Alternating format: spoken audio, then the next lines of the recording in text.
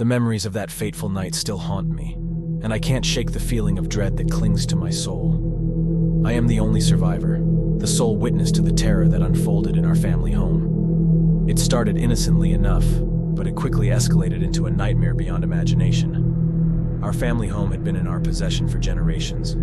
It was a quaint two-story Victorian nestled in the heart of a quiet wooded suburb. The house was filled with history and cherished memories, but it also held a dark secret, one that I would discover too late. I was just a teenager when it all began. My parents, Ellen and John, were loving and devoted, and my little sister Emma was the light of our lives. We were the picture-perfect family, but our idyllic existence was shattered one fateful evening. It was a stormy night, the kind of night when the wind howls like a vengeful spirit, and rain beats against the windows like a desperate plea for refuge. Thunder rumbled ominously in the distance, and lightning illuminated the sky in eerie flashes. I couldn't sleep, so I lay awake in my dimly lit room, the sound of the storm serving as my lullaby. But then I heard it, a faint whisper that sent shivers down my spine. It was a voice, soft and seductive, calling my name. James, it cooed, beckoning me to follow. I thought it was a dream, a product of my restless imagination, so I dismissed it and tried to go back to sleep. The next night, the whisper returned, more insistent this time. I couldn't ignore it any longer.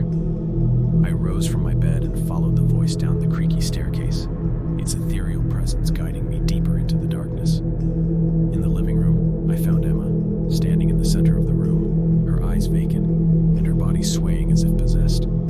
I called out to her, but she didn't respond. That sinister voice seemed to emanate from her, and I realized that something was terribly wrong. Panic gripped me as I reached out to touch her shoulder, but as my hand made contact, she turned to me with a twisted smile that sent a chill down my spine. "Join us," she whispered, her voice no longer innocent but filled with malice. Before I could react, the lights went out, plunging the room into absolute darkness.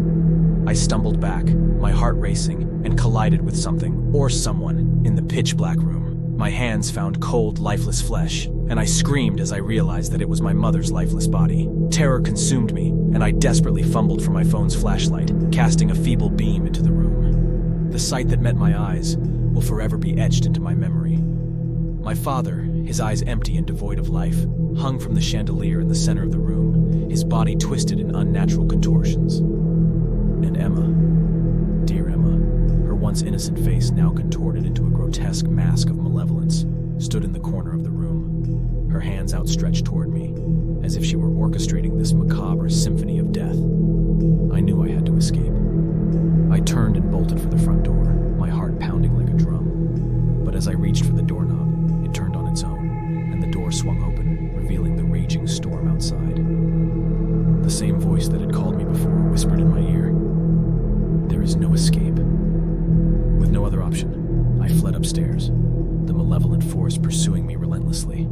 I barricaded myself in my room, clutching my phone like a lifeline. The whispering voice grew louder, filling the room with a cacophony of torment. Shadows danced on the walls, taking on grotesque forms that seemed to taunt me. Hours turned into days as I huddled in my room, sleep-deprived and terrified. The malevolent spirit tried to lure me out, mimicking the voices of my family, promising me release from this nightmare. But I knew the truth. It sought to claim my soul like it had my family's. As days turned into weeks, I became gaunt and hollow-eyed, my mind slowly unraveling under the relentless assault of the evil presence. I began to hear the voices of my family, their pleas for help becoming more desperate and anguished. But I refused to yield.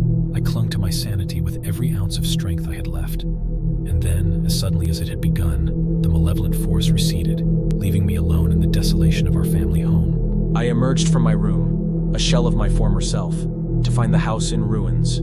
The walls were scarred with dark symbols, and the air was heavy with the stench of death. I was the only survivor, the sole witness to the horrors that had transpired within these walls. I left that accursed house, vowing never to return. But the scars on my soul are indelible, and the whispers of that malevolent spirit still haunt my dreams.